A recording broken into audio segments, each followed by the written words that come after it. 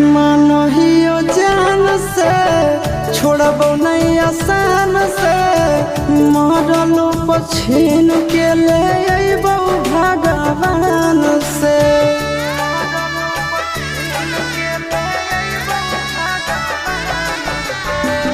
मानहियो जान से छोड़बो नहीं आसान से मरलो पछीन के ले अइबो भगवान से।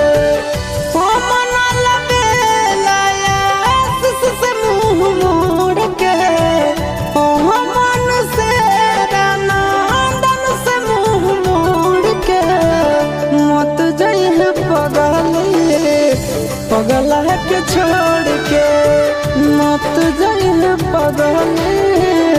पगला के छोड़ के।